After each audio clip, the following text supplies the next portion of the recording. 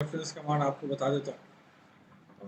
ds inter करेंगे, यहाँ से हम वापस से स्नैप जो है चेंज कर लेंगे, राइट। यहाँ से tp इंटर करते हैं और एक डोर जो है उसको मैं बाहर यहाँ पे लेके आता हूँ, आर्किटेक्चरल, ठीक है। इस डोर को मैं बाहर लेके आता हूँ और इसमें हम यूनिट कमांड लगा देते हैं, ठीक है। इसको हम 90 डिग्री पे रखते हैं और इसको हम फिट इंच में कन्वर्ट करते हैं। यूनिट कमांड लेंगे और यहाँ से हमने इंजीनियरिंग यूनिट लिया, प्रिसीजन हमने 0 रखा, इंचेज रखेंगे, डायमेंशन स्टाइल में जाएंगे, यहाँ से मॉडिफाई पे क्लिक करना है,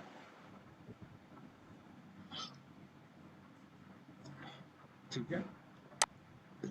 यहाँ पे भी प्राइमरी यूनिट्स में हमें आर्किटेक्चर रखना है या इंजीनियरिंग रख लेंगे 0 प्लस डेसिमल तक और ओके किया, सेट करेंट किया और क्लोज। यहाँ से एक बार DI एंटर करेंगे। सो आप यहाँ से डिस्टेंस कमांड से यहाँ पे चेक कर सकते हैं। इस डोर की साइज 3 फीट 4 इंच है। सपोज मुझे दो अलग अलग साइज बनाना है। फॉर एग्जांपल मैंने एक 4 फीट की लाइन बना दी, राइट, और एक मैंने बनाया 5 फीट का। सो मुझे दो अलग अलग वैरायटी के डोर्स यहाँ पे अगर बनाने हैं तो हमारे पास प्रॉपर एक स्केल करने का स्केल फैक्टर हमारे पास अवेलेबल नहीं रहता है इस केस में। सो अब जैसे अपने को प्रॉब्लम्स आती है, सो किसी भी कंपोनेंट का अगर हमें स्केल चेंज करना है, ठीक है, तो हमें स्केल रेफरेंस कमांड यूज में लेना होगा। सो स्केल रेफरेंस कमांड के लिए आपको सबसे पहले कमांड पिक करना है,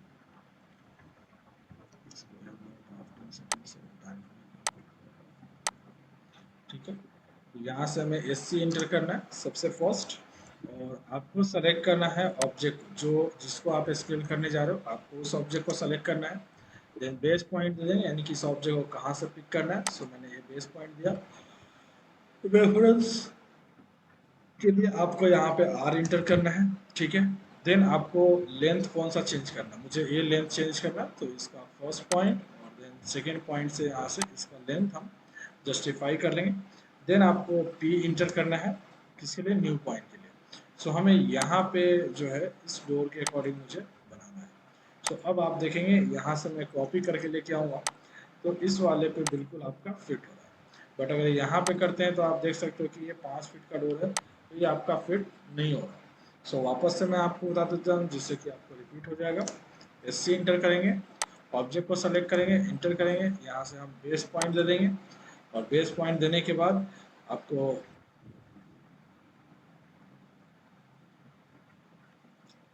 SC इंटर किया, ऑब्जेक्ट सेलेक्ट किया, यहाँ से हम बेस पॉइंट देंगे और बेस पॉइंट के बाद हम यहाँ से R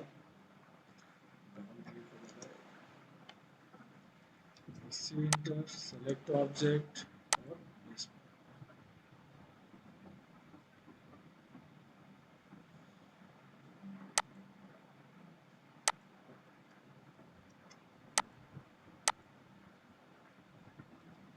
SC enter, select object, enter, take a base point, then R enter, then pick the new length, right, and then P enter, and then pick the new length, right। अब इसको मैं यहाँ से अगर मूव करके ले आता हूँ इस बेस पॉइंट के थ्रू, राइट, और यहाँ पे प्लेस करेंगे तो आप देख सकते हैं बिल्कुल एग्जैक्ट जो है ऑब्जेक्ट उसके अकॉर्डिंग आपका फिट हो जाएगा, ठीक है। सो यहाँ पे आप स्टेप्स नोट कर लेंगे। सबसे पहले आपको SC इंटर करना है, ठीक है। SC इंटर करने के बाद आपको select object,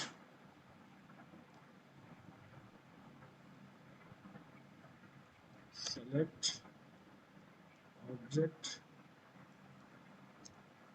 and enter, ठीक है।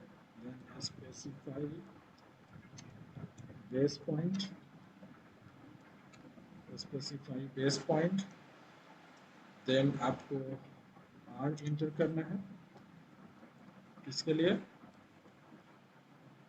for reference, for reference के लिए आपको R enter करना है, then specify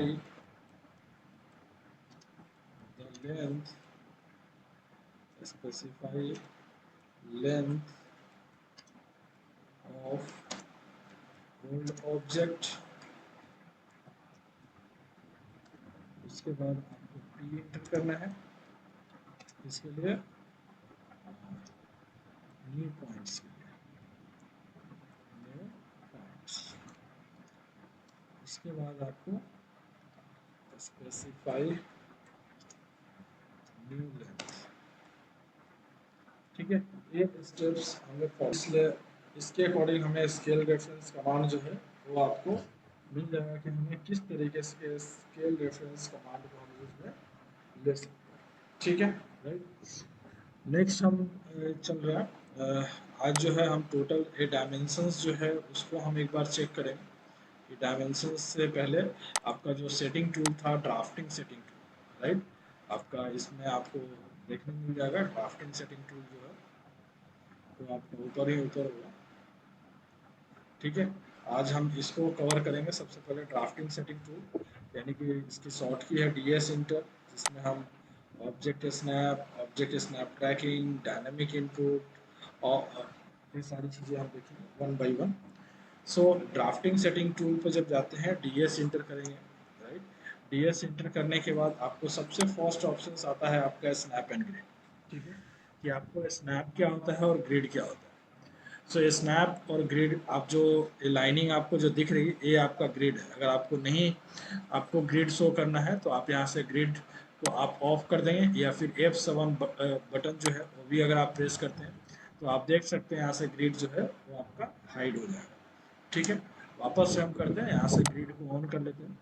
और ग्रिड की स्पेसिंग अगर आप अपने अकॉर्डिंग यहाँ पे चेंज करना चाहते हैं तो आप यहाँ से चेंज कर सकते हैं कि आपको ग्रिड की एक्स में क्या स्पेसिंग रखनी है और वाई में क्या स्पेसिंग रखनी है, और जो सबसे लार्ज जो लाइन आ रही थी जो आपकी मेजर लाइन्स है ये आपको कितने ग्रिड के बाद रखना है। तो अभी जो है आप देख सकते हो 1 2 3 4 और 5वें पे आपका मेजर लाइन्स आ रहा है, और जो ग्रिड के बीच की जो स्पेसिंग है वो कितनी है 0.5 इंची। अगर मुझे इस ग्रिड की स्पेसिंग जो है वो 2 इंची रखनी है, सो यहाँ से हम रख सकते हैं। ठीक है, सो जैसे ही मैं यहाँ पे क्लिक किया राइट एक्स में, तो आपका वाई भी ऑटोमेटिकली ले लिया। क्यों? क्योंकि यहाँ पे आपका इक्वल एक्स एंड वाई की स्पेसिंग दे रखा है। अगर आप यहाँ से चेंज करना चाहते हैं तो आप यहाँ से एक में आपको 2 इंच, दूसरे में आप 3 इंच रख सकते हैं। तो आप देख सकते हैं ये ग्रिड जो है वो रेक्टेंगुलर फॉर्म में हो गया, यानी कि एक्स में 2 इंची और वाई में 3 इंची। ठीक है, राइट। और अगर इक्वल रखना है तो आप यहाँ से इक्वल पे क्लिक कर देंगे। स्नैप की बात करते हैं तो स्नैप आपका F9 प्रेस करने पे आपका क्या होता है, स्नैप ऑन हो जाता है। सो इस केस में क्या होता है कि आपकी जो ग्रिड की स्पेसिंग जो है वो आपका स्पेसिंग टू स्पेसिंग ही आपका फॉलो करेगा, यानी कि आपने 2 इंची इसके लिए भी रखा है। ठीक है, राइट। सो अब यहाँ पे स्नैप ऑन कर लिया तो जब आप लाइन कमांड लेंगे राइट, सो आप देखेंगे अभी जैसे मैं डायरेक्टली यहाँ से यहाँ तक लाइन बना पा रहा हूँ। ठीक है, बट अगर आप यहाँ से जब स्नैप की बात करते हैं डीएस इंटर करने के बाद, डीएस इंटर और यहाँ से जब स्नैप अगर आपका ऑन हो जाएगा, ठीक है, तो आपका जो है ग्रिड और स्नैप के बीच की जो स्पेसिंग है वो आपकी देखने मिल जाएगी। यानी कि आप देख सकते हो अब ये स्नैप टू स्नैप ही वेरी कर रहा है। अगर मैं यहाँ पे अगर मेरे बीच में अगर लाइन क्लिक करना हो दो ग्रिड के बीच में तो ये नहीं पिक करेगा। आप देख सकते हैं एक स्नैप से दूसरे स्नैप पे ही आपका वेरी कर रहा है। यस और नो, राइट। ठीक है, विजिबल है। Yes sir.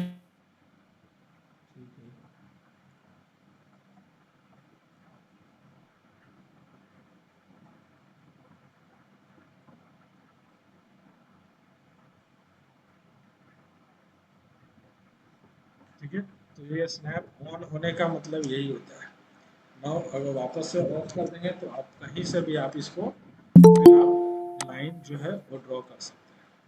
आप देख सकते हैं अब लाइन में कहीं से भी सेंटर टू सेंटर आपको अब यहाँ से फॉलो करने की जरूरत नहीं है, स्नैप फॉलो करने की रिक्वायरमेंट नहीं आएगी। स्नैप टाइप के बारे में ऑलरेडी आपको पता ही है कि यहाँ से रेक्टेंगुलर और आइसोमेट्रिक स्नैप आप चेंज कर सकते हैं कि अगर आपको आइसोमेट्रिक व्यू में काम करना है यानी कि X axis, Y axis, Z axis अगर तीनों आपको चाहिए तो उस केस में आपको आइसोमेट्रिक स्नैप लेना है, और अगर आपको एक्स एक्सिस और वाई एक्सिस आपको यूज में लेना है तो आप रेक्टेंगुलर स्नैप यूज करेंगे।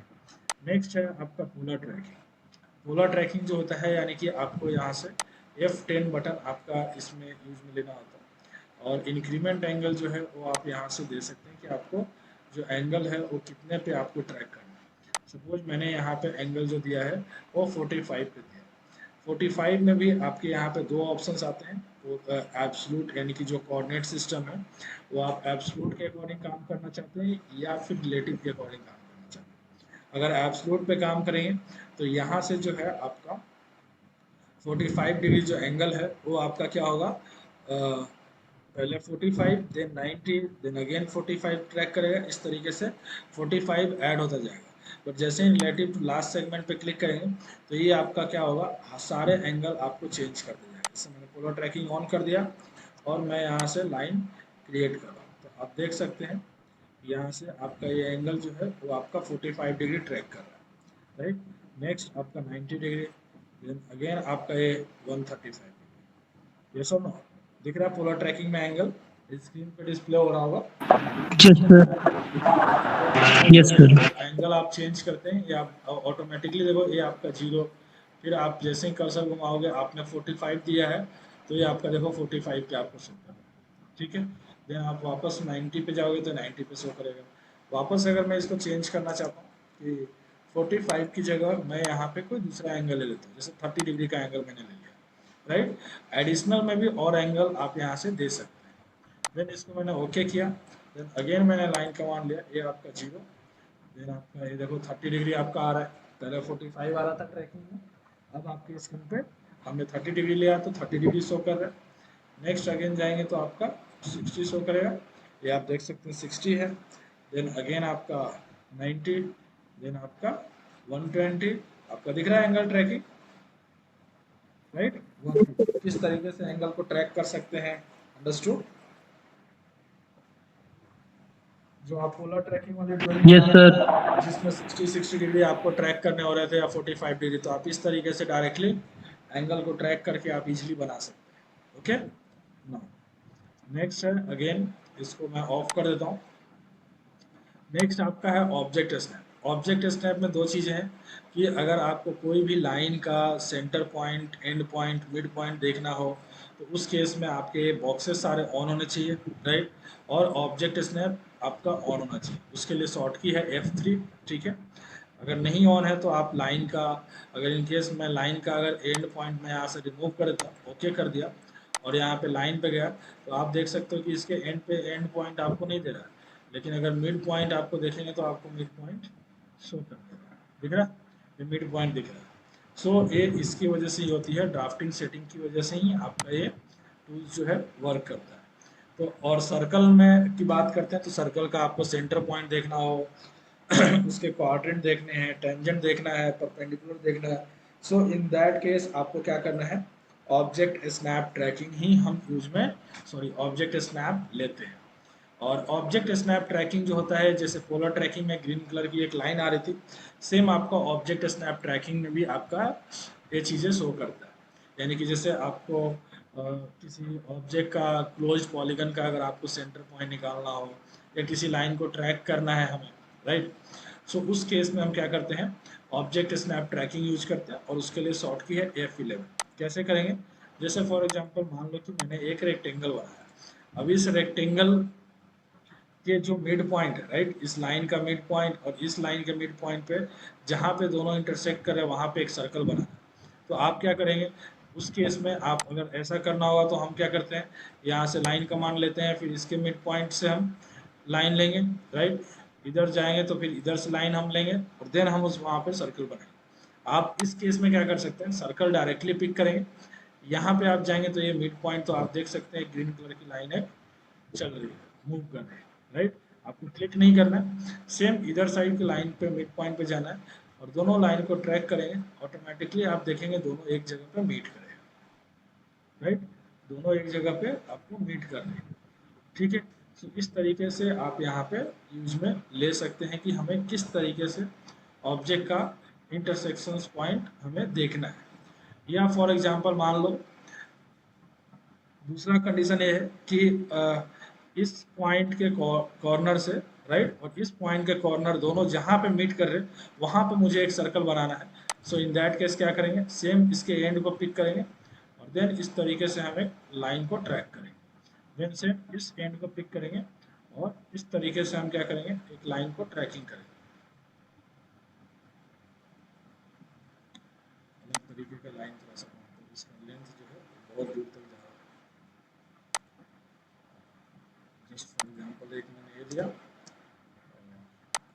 एक मैंने ये लिया। अब ये दोनों जहाँ पे मीट करेंगे वहाँ पे मुझे एक सर्कल बनाना है। तो हम क्या करेंगे, इस लाइन को इस तरीके से हम ट्रैक करेंगे। राइट, आप देख सकते हो ग्रीन कलर की एक ट्रैकिंग लाइन आ रही। नाउ देन इस लाइन को भी हम इस तरीके से ट्रैक करेंगे। तो आप देख सकते हो दोनों एक जगह पे इंटरसेक्शन पॉइंट शो कर रहे हैं। यस और नो? राइट, क्लियर है कैसे इंटरसेक्शन पॉइंट मुझे शो कर रहे Yes, sir. हैं? ठीक है, और यहाँ पे आपको जो भी सर्कल बनाना है उस सर्कल आप बना सकते हैं कि आपको कितने का सर्कल ड्रॉ करना है। ठीक है, सो आप अब जो हमने बनाया राइट, ये दोनों के इंटरसेक्शंस पॉइंट को मीट करता हुआ ऑब्जेक्ट जो है उसके बेसिस पे हमने ये बनाया। तो आप ट्रैक करके भी बना सकते हो। आपको इस सर्कल को अगर ट्रैकिंग करना हो और यहाँ से एक लाइन ड्रॉ करनी है तो आप इस तरीके से ट्रैकिंग कर सकते हैं। राइट, और जहाँ से भी आपको ड्रॉ करनी है आप ड्रॉ कर सकते हैं। तो ये आपका ऑब्जेक्ट स्नैप ट्रैकिंग आपका होता है। ऑब्जेक्ट स्नैप आपको समझ में आ गया। नाउ नेक्स्ट है आपका 3D object snap. 3D object snap में आपका क्या होता है कि अगर आप जैसे हम 3D पे काम करेंगे राइट, तो उसमें अगर आपको ऑब्जेक्ट का वर्टिक्स देखना हो राइट, आपका नोड देखना है, इंटरसेक्शन देखना है, एज देखना है, कॉर्नर देखना है, तो उसके लिए आपको F4 बटन यूज में लेना है, यानी कि 3D ऑब्जेक्ट स्नैप को ऑन करने के लिए। ठीक है, सो उस केस में हम 3D में काम कर सकते हैं। और 3D में आपको मूव करने के लिए मैं आपको बता देता हूँ, यहाँ पे एक आपको सेटिंग आता है राइट, दिख रहा है सेटिंग का सिंबल है। अगर आपको वर्क स्पेस को स्विच करना है, अभी जैसे जो हम काम कर रहे हैं वो किस पे काम कर रहे हैं, हम ड्राफ्टिंग एंड एनोटेशंस पे काम कर रहे हैं 2D के अंदर। अगर हमें 3D के अंदर दो पार्ट आता है, एक आपका 3D बेसिक्स आता है और एक आपका 3D मॉडलिंग आता है। 3D बेसिक्स पे क्लिक करेंगे तो आप देख सकते हैं ये सारे जो भी आपको टूल्स जो देखने मिल रहे हैं वो सारे आपके 3D के टूल्स हैं, 3D बेसिक्स के टूल्स हैं राइट। और अगर 3D मॉडलिंग पे जाएंगे तो वापस से आप इस पर क्लिक करेंगे तो आप देख सकते हैं नेक्स्ट आपका जो टूल्स एक्टिवेट हो रहा है वो सारे 3D मॉडलिंग के टूल्स हैं।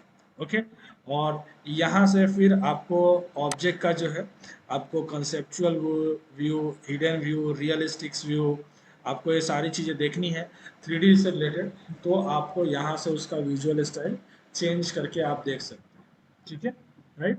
सो ये ड्राफ्टिंग सेटिंग्स में आपका वर्क स्पेस का भी इस तरीके से हम यूज में ले सकते हैं। और अगर इन केस आपका वर्क स्पेस में कुछ भी प्रॉब्लम्स आती है तो आप वापस से इस सेटिंग्स पे जाके आप चेंज करेंगे, आपको वापस से सेम एज इट इज आपको देखने मिल रहा है राइट। ऊपर में आपको अगर मेनू बार अगर नहीं शो कर रहा है राइट, ऊपर में एक आपका मेनू बार आता है जिसमें आपके ड्रॉ, डायमेंशंस, टूल, इंसर्ट, ये सारे टूल्स आते हैं। सो उसके लिए आपको इस सिंबल पे आपको क्लिक करना है, ये आपका मेनू सिंबल है। आप इस पर क्लिक करेंगे तो यहाँ पे आपका एक ऑप्शंस मिलेगा शो मेनू बार। जैसे ही आप क्लिक करेंगे तो आप देख सकते हैं file, edit, view, insert, format, tool, सारी चीज़ें आपके पास यहाँ पे विजुलाइज हो जाएगी। ठीक है, और अगर आपको इस वर्क स्पेस को छोटा करना है, मिनिमाइज करते जाना है, तो ये आपका मिनिमाइज पैनल बटन टूल्स होता है। आप इस पर क्लिक करोगे तो आप देख सकते हो जो टूल्स था वो आपके इस तरीके से चेंज हो गया, ड्रॉ में, मॉडिफाई में, एनोटेशंस में, लेयर्स में, सारी चीज़ें, ब्लॉक्स हो गया, प्रॉपर्टीज हो गई, ग्रुप्स हो गया, इस तरीके से।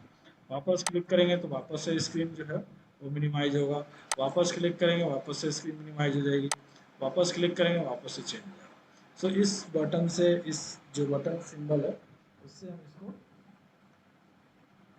मिनिमाइज कर सकते हैं। ठीक है ना, अगेन हम चलते हैं डीएस इंटर पे। ठीक है, नाउ नेक्स्ट है आपका डायनेमिक इनपुट। डायनेमिक इनपुट के अंदर क्या होता है कि अगर आप इन दोनों ऑप्शंस को अगर आप ऑन कर देते हो तो सिस्टम पे थोड़ा सा आपका एक वर्किंग जो होता है, वर्क स्पेस थोड़ा सा स्लो हो जाता है इसकी वजह से।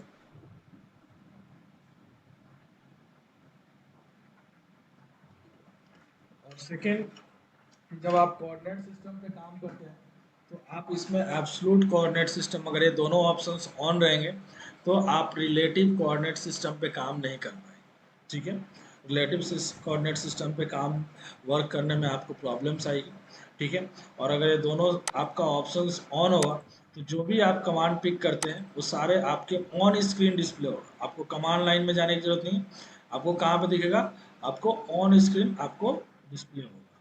ठीक है, कैसे, जैसे फॉर एग्जांपल यहाँ से मैंने अगर लाइन कमांड लेता हूँ तो आप देख सकते हो ऑन स्क्रीन आपको दिख रहा है, और यहाँ से स्टार्ट पॉइंट और एंड पॉइंट सारी चीज़ें आपको शो हो रही है, दिख रहा है। डायमेंशंस भी आपको ऑन स्क्रीन यहाँ पे विजुअल होगा। ठीक है, इस तरीके से। Okay, fine. Drafting setting tool लेंगे तो भी आपका वो सारी चीज़ें विजुअल होगा, तो हम इस तरीके से इसको चेंज हम कर सकते हैं। राइट, नेक्स्ट है आपका क्विक प्रॉपर्टीज। किसी भी ऑब्जेक्ट का अगर प्रॉपर्टीज आपको डिस्प्ले करना है तो आप यहाँ से क्विक प्रॉपर्टीज से आप यहाँ से देख सकते हैं। यानी कि इस ऑब्जेक्ट का प्रॉपर्टीज देखना है तो सेलेक्ट करेंगे, तो इससे रिलेटेड वो सारा प्रॉपर्टीज बता देगा कि इसकी कलर क्या है, इसका लेयर कौन सा है, इसका लाइन टाइप क्या है और इसकी लेंथ कितनी है, वो आपको सारे ऑब्जेक्ट का आपको शो कर देगा। आपको इसका देखना है तो इसका देख सकते हैं। ठीक है, इनकेस अगर आपको इस ऑब्जेक्ट के बारे में देखना है तो इस पे क्लिक किया तो ये आपका क्या है, कलर इसका कौन सा है, लेयर कौन सा है, आपका लाइन टाइप कैसा है, इसका रेडियस कितना है, डायमीटर कितना है, सरकमफ्रेंस कितना है, इसका एरिया कितना है, वो सब आप चेंज, और आप यहाँ से चेंज भी कर सकते हैं। इनकेस आपको मान लो 5 इंची का आपको बनाना है, राइट, तो आप यहाँ से 5 इंची का बना सकते हो सब। ठीक है, देखो आप ऑटोमेटिकली 5 इंच मैंने रेडियस यहाँ से दिया डायरेक्टली, बट ये ऑप्शंस ऑन रहेगा तभी आपका वर्क होगा, ऑन नहीं होगा तो आपका वर्क नहीं करेगा। ठीक है, अगर इनकेस अगर मैं यहाँ से डायमीटर अगर चेंज करता हूँ तो ऑटोमेटिकली आपका रेडियस और ऑब्जेक्ट में चेंज होगा, सरकमफ्रेंस में चेंज होगी, आपका एरिया चेंज होगा, राइट, सेंटर एक्स और वाई में आपका सब चेंज होगा। कलर अगर आपको चेंज करना है या फिर लाइन का टाइप यहाँ से चेंज करना है तो आप यहाँ से सेलेक्ट करके आप इसको लाइन टाइप आप अपने अकॉर्डिंग दे सकते हो कि कौन सा लाइन टाइप मुझे यहाँ से दिखाना है इसको। ठीक है, राइट, तो ये आपका प्रॉपर्टीज टूल्स ऑन होगा तभी होगा। जैसे अगर मान लो रेक्टेंगल एक मैंने बनाया, राइट, इसको सेलेक्ट किया तो आप देख सकते हो ये आपको दिखा देगा कि ये ऑब्जेक्ट किस तरह का है। ठीक है, क्लोज ऑब्जेक्ट है क्योंकि ये पॉली लाइन है, इस वजह से आपका ऑब्जेक्ट क्लोज है। ठीक है, सो ये आपका ड्राफ्टिंग सेटिंग टूल्स में क्विक प्रॉपर्टीज का काम है। नेक्स्ट है आपका सिलेक्शन साइकिल। क्विक प्रॉपर्टीज को यहाँ से ऑफ करना चाहे ऑफ कर दें। सिलेक्शन साइक्लिंग में अगर मान लो एक से ज़्यादा ऑब्जेक्ट आपने बना रखा है, यानी कि इस लाइन के ऊपर और भी अगर आपने लाइन बना रखी है तो फिर आपको कैसे पता चलेगा कि ऑब्जेक्ट के ऊपर ऑब्जेक्ट्स बना हुआ है, यानी कि उसमें ओवरलैपिंग हो रही है या फिर अंडरलैपिंग हो रही है, कैसे पता चलेगा। तो उसके लिए हम क्या करेंगे, सबसे पहले तो इस ऑब्जेक्ट को सेलेक्ट करें, इसके ऊपर और भी मैं ऑब्जेक्ट्स बना देता हूँ। जैसे यहाँ से मैंने लेयर को चेंज किया, ठीक है, और यहाँ से इसके ऊपर एक और मैंने लाइन बनाई, तो अब जो लाइन है वो आपको रेड वाली दिख रही है। वापस मैंने यहाँ से चेंज किया, ठीक है, और वापस से एक लाइन बनाया, तो अब आप देख सकते हो कि इस पर गियर वाली लाइन दिख रही है। सो अलग अलग लाइन जो मैंने बनाया 3, वो आपको दिख रही है। जैसे ही आप इस पर क्लिक करोगे तो आपको ये शो कर देगा कि आपको कौन कौन से कलर की इस पर लाइन आपने बना रखी है। आप किसी को हटाना चाहते हो आप उसको सेलेक्ट करके डिलीट कर सकते हो। अभी देखेंगे तो आपके पास 2 ही लाइन दिखेगी, राइट। अगर येलो वाली लाइन डिलीट करनी है तो आप यहाँ से येलो वाली डिलीट कर सकते हो। तो ये आपका सिलेक्शन साइक्लिंग के थ्रू आपका ऑब्जेक्ट का पता चलता है कि आपका ओवरलैपिंग हो रहा है या फिर अंडरलैपिंग हो रही है। ठीक है, राइट। सो ये आपका पूरा का पूरा ड्राफ्टिंग सेटिंग टूल है जिसमें हम सारी चीज़ें देखते हैं। ओके, और एक इसमें आपका लाइन वेट जो मैंने आपको बताया था, आपको अगर ड्राफ्टिंग सेटिंग टूल को और भी अगर डिटेल्स में आपको यूज़ में लेना है तो एक आपको यहाँ पे आता है डायनेमिक यूसीएस, राइट। ये डायनेमिक यूसीएस जो काम करता है वो आपका 3D के ऊपर काम करता है कि आपको उसके फेस पे कुछ भी अगर आपको बनाना हो, right. So in that case हम क्या करते हैं, डायनेमिक यूसीएस का यूज करते हैं। ठीक है, सो ये हम आगे जब ज़रूरत पड़ेगी तो देखें। आपको यहाँ से आपको जो भी अगर नहीं रखना है तो आप यहाँ से क्लिक करके उसको हटा सकते हैं। ठीक है, ओके फाइन। नेक्स्ट हम देखेंगे ड्राफ्टिंग सेटिंग टूल हमारा हो गया कंप्लीट, राइट। नेक्स्ट हमारा आएगा ऑप्शंस। ऑप्शंस कमांड जो है वो आपका इंटरनल सेटिंग्स के लिए हम यूज में लेते हैं कि आप अपने जो ऑटो कैड का जो वर्क स्पेस है उसमें आप क्या क्या चेंजेस करना चाहते हैं, ठीक है। ऑप्शंस कमांड की शॉर्ट की जो है वो है आपका ओपी एंटर करेंगे, ठीक है। ओपी एंटर करने के बाद यहाँ पे सबसे फर्स्ट हम स्टार्ट करते हैं फाइल से। तो फाइल आपको यहाँ से ब्राउज करना हो तो आप ब्राउज कर सकते हैं कि आपको कहाँ पे पाथ आपको देना है, तो आपको फाइल में ज़्यादा प्रॉब्लम्स नहीं आएगी। मेनली जो काम है वो डिस्प्ले का काम है। अगर इनकेस मान लो ये कलर अगर अपने को चेंज करना है डिस्प्ले का, तो यहाँ से आपको एक कलर का ऑप्शन आता है, ठीक है। कलर पे क्लिक करेंगे, यहाँ से आपको कलर सेलेक्ट करना है कि आपको कौन सा कलर लेना है। आपको वाइट बैकग्राउंड रखना है, अप्लाई एंड क्लोज करेंगे तो आप देख सकते हो आपका जो बैकग्राउंड है वो वाइट हो गया, राइट। वापस से कोई और कलर अगर चेंज करना है, आप अपने अकॉर्डिंग जो मन में आए वो कलर आप यहाँ से दे सकते हो, ठीक है। येलो कलर देना है येलो कलर दे सकते हैं, आपको जिस कलर में आपको रखना है, ब्लू कलर देना चाहें आप ब्लू कलर दे सकते हैं, ठीक है। बट सबसे कंफर्टेबल जो इसमें कलर आता है वो आपका आता है ब्लैक एंड वाइट, ठीक है। ब्लैक एंड वाइट कलर, सो हम इसलिए ज़्यादातर उसी को रखते हैं कि हमें थोड़ी सी अपने जो आई साइट है वो भी हमारा प्रॉब्लम्स नहीं करे, ठीक है। नेक्स्ट आपका है क्रॉस हेयर। क्रॉस हेयर बोलते किसको है, जो आपका ये स्क्रीन पे जो दिख रहा है कर्सर, राइट, इस कर्सर को ही हम क्रॉस हेयर देख बोलते हैं। अभी जैसे आप देख रहे हो इसकी साइज बहुत ज़्यादा बड़ी है, ठीक है। सो इसको अगर कम करना है तो ओपी इंटर करेंगे और यहाँ से अगेन डिस्प्ले में जाना है। यहाँ से क्रॉस हेयर की जो साइज है वो आपकी कितनी है 65, तो इसको हम यहाँ से कम करके हम रख सकते हैं, ठीक है। अप्लाई किया, ओके किया, तो अब आप देख सकते हो इसका साइज जो है पहले बहुत ज़्यादा ऊपर तक जा रहा था, वो साइज कम हो गया। और अगर कम करना है तो वापस से सेलेक्ट करेंगे और यहाँ से आप डायरेक्टली नंबर भी आप दे सकते हैं। मैंने 15 दिया और एक क्रॉस हेयर की साइज जो है वो आपका चेंज हो गया। जस्ट वेट अ मिनट, तो चेंज कर सकते हैं। नाउ नेक्स्ट अपन आते हैं, इसमें हमें डिस्प्ले में दो ही ऑप्शंस ज़्यादातर काम में आता है, एक आपका कलर और दूसरा क्रॉस है, ठीक है। बाकी चीज़ें अपने काम में इतनी नहीं आती है। उसके बाद है ऑप्शन और ओपन एंड सेव के अंदर हम जाते हैं। तो आपको जो आप अगर कोई भी ऑटो कैड की फाइल अगर आप सेव करते हैं, राइट, तो वो आपका किस फॉर्मेट में सेव होता है, .dwg फॉर्मेट में सेव होता है, ठीक है। अगर उसके अलावा अगर आपको कोई दूसरा फॉर्मेट अगर आपको लेना है तो देन आपको वो सेव एज फॉर्मेट में आपको लेना होगा, ठीक है।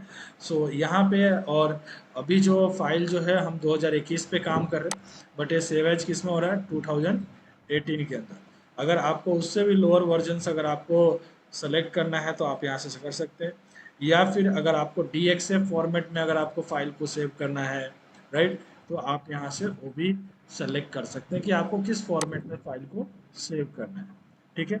तो सेव वाले में आपको ये चीज़ ध्यान रखना है। ऑटोमेटिक सेव का जो है वो आपको कितने में रखना है, तो मैं चाहता हूँ कि ये 5 मिनट के बाद ऑटोमेटिकली जो है फाइल जो है वो आपका सेव हो जाए, right.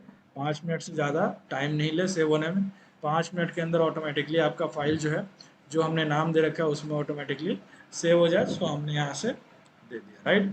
So open and save में हमें ये चीज़ ध्यान रखनी है, बस दो चीज़ें, कि हमें किस फॉर्मेट में सेव करना है और उसका टाइम ड्यूरेशन हमें क्या रखना है, ओके।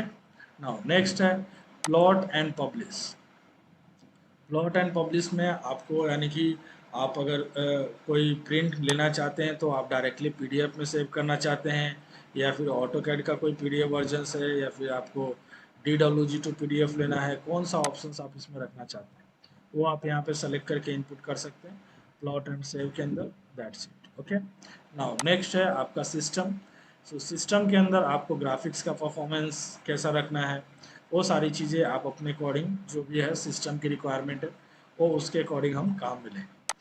यूजर जो प्रेफरेंसेस है ये भी आपका ऑटोमेटिकली जो है यूजर जो वर्क कर रहा है, राइट, उसके ऊपर डिपेंड करता है कि वो किस तरीके से आपको अपने प्रेफरेंसेस को रखना चाहते हैं, कि जैसे आपको ब्लॉक में क्या सेटिंग रखनी है, लाइन वेट में क्या सेटिंग देना है, अनडू रिड्यूस से रिलेटेड क्या करना है, okay. Now next one that is the drafting, ये आपका इंपॉर्टेंट पार्ट है। एक तो ये अपर्चर साइज जो होता है, यानी कि जो अपना क्रॉस हेयर के बीच में एक रेक्टेंगुलर जो बॉक्स होता है उसको बोलते हैं हम अपर्चर साइज, तो उसकी साइज भी हम कम ज़्यादा कर सकते हैं। और एक आता है स्नैप मार्कर साइज, यानी कि किसी ऑब्जेक्ट को जब आप सेलेक्ट करते हैं तो उसमें आपका वो सेलेक्टिंग स्नैप टूल्स जो है वो आपका एक्टिवेट होता है। ठीक है, कैसे होता है वो आप देख सकते हैं। जैसे फॉर एग्जांपल कि ये रेक्टेंगल बना रखा है, इसको क्लिक करें तो आप देख सकते हैं आपका स्नैप टूल आपका ये दिखा रहा है, जिससे हम इसको चेंज कर सकते हैं। ठीक है, और ये जो बीच वाली जो बॉक्स है ये आपका अपर्चर बॉक्स होता है। तो यहाँ से ओपी एंटर किया आगे, राइट, और यहाँ से अपने को स्नैप मार्कर साइज अगर आपको कम करनी है तो आप कम कर सकते हैं, अपर्चर साइज को कम करना है तो आप कम कर सकते हैं, और अप्लाई एंड ओके, तो आप देख सकते हैं बॉक्स जो है आपका कम हो जाता है। ठीक है ना, नेक्स्ट है आपका 3D मॉडलिंग। ये आपका पूरा सेटिंग 3D से रिलेटेड है, जब 3D पे काम करेंगे तो उससे रिलेटेड आप कर सकते हैं। नेक्स्ट है सिलेक्शन बॉक्स। एक तो है आपका ग्रिप साइज, यानी कि जब आप ऑब्जेक्ट को पिक करते हैं तो आपको क्या ग्रिप रखना है वो आप यहाँ से कम ज़्यादा रख सकते हैं, और जब आप सेलेक्ट करते हैं तो एक आपका पिक बॉक्स आता है वो आप चेंज कर सकते हैं। जैसे for example offset command use में लेते हैं, राइट, यहाँ से वैल्यू दे दिया तो आप देख सकते हैं ये पिक बॉक्स आ रहा है, सुनो। ठीक है, सो इसको हमें कम ज़्यादा करना है तो वो भी हम ऑप्शन जो टूल है वहाँ से हम इसको कम ज़्यादा कर सकते हैं, और ग्रिप साइज को भी हम यहाँ से चेंज कर सकते हैं।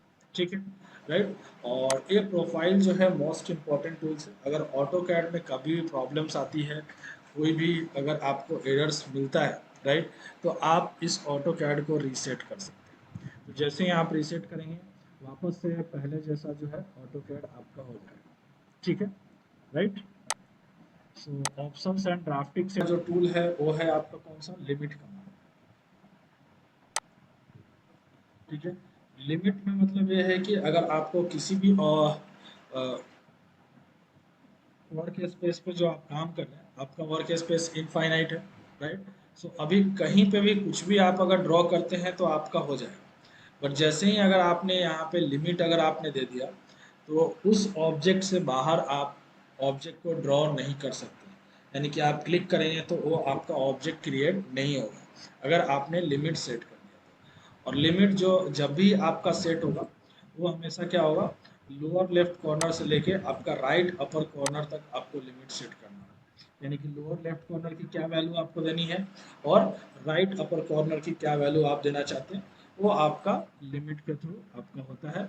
और लिमिट को बाद में आपको ऑन ऑफ भी कर सकते हैं। जस्ट फॉर एग्जांपल कि मैंने यहाँ पे एक रेक्टेंगल बनाया, ठीक है, ओके, अभी मैं यहाँ से रेक्टेंगल के बाहर अगर कुछ बनाना है तो मैं बना पा रहा हूँ, राइट, रेक्टेंगल के अंदर बनाना है तो बना रहे हैं, कहीं पे भी बनाना हो तो कुछ भी हम ड्रॉ कर सकते हैं। बट जैसे ही यहाँ से मैंने लिमिट कमांड लिया, लिमिट के लिए शॉर्ट की LIM इंटर, ठीक है, लिमिट कमांड लिया और यहाँ से लिमिट को मैंने कर दिया सबसे फर्स्ट ऑफ ऑल, ठीक है, सो हमारी लिमिट ऑन हो गई। बट अभी लिमिट जो सेट है वो कहाँ पे, 0,0 पे सेट है। सो मुझे वापस से लिमिट कमांड लेना है और यहाँ से मैंने इस लोअर लेफ्ट कॉर्नर को मैंने पिक कर लिया, ये आपका अपर्चर बॉक्स होता है।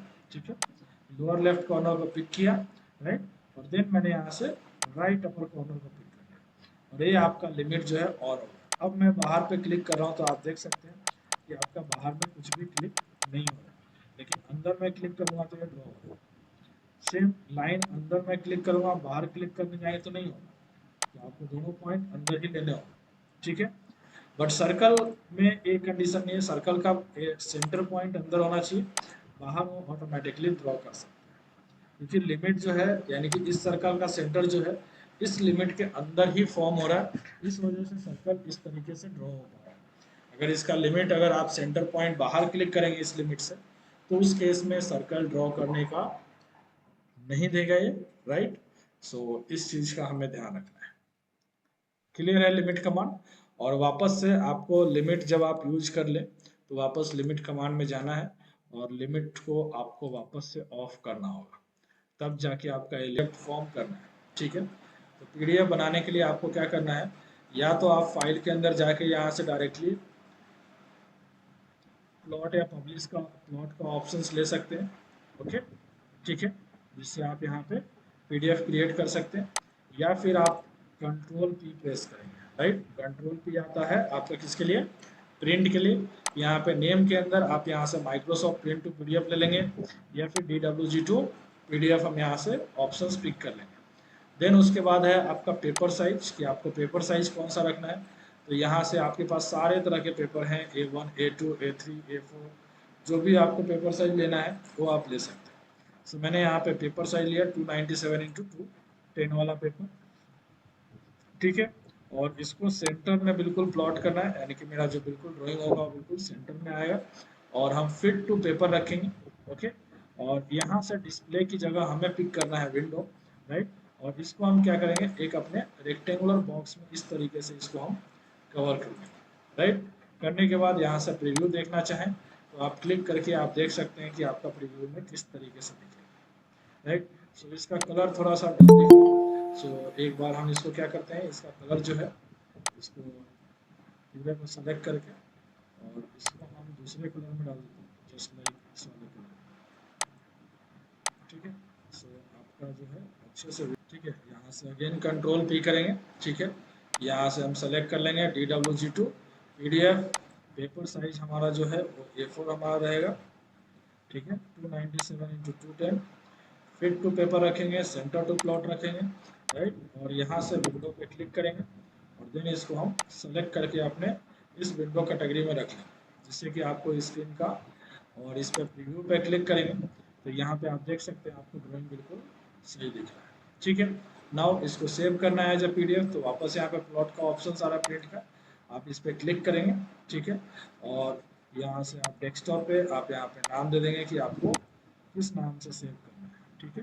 जैसे डेस्कटॉप पे मैंने यहाँ से सेव कर दिया किसमें, आइसोमेट्रिक ड्राइंग के नाम से, आइसोमेट्रिक, ठीक है। और देन इसको मैंने सेव कर दिया, तो ये आपका PDF में आपका सेव हो गया। आप देख सकते हैं अब इसका ऑटोमेटिकली ये PDF ओपन हो गया, ये सब नो। यहाँ पे सेव करेंगे तो डायरेक्टली आपका DWG में आपका फाइल सेव हो गया, जो फाइल का एक्सटेंशन नेम होता है। बट अगर आप यहाँ से सेव एज करते हैं तो सेव एज करने पे आप यहाँ से एक तो अपने अकॉर्डिंग लोअर वर्जन से यहाँ से सेलेक्ट कर सकते हैं कि आपको कौन से वर्जन में सेव करना है, आइदर इन द DWG और DXF, राइट। DXF लेना है तो DXF और DWG लेना है तो आप यहाँ से DWG आप ले लेंगे, ठीक है। सो मैं यहाँ से 2013 में सेव करना चाहता हूँ तो 13 में सेव कर देंगे, ठीक है। और यहाँ से सेव पे क्लिक कर देंगे तो आपका जो ड्राइंग है वो आपका क्या होगा, सेव हो जाएगा, ये सुनो।